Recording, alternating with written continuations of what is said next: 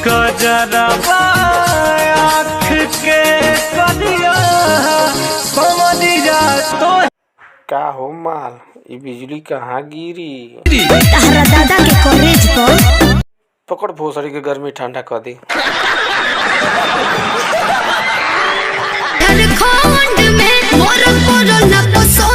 कहो माल तुमको मर्दे नहीं पसंद आता ना को नहीं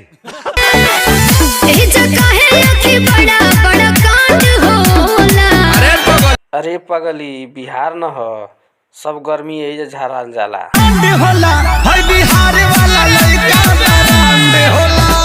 मालूम है तेरे बाप को मत सिखा चल।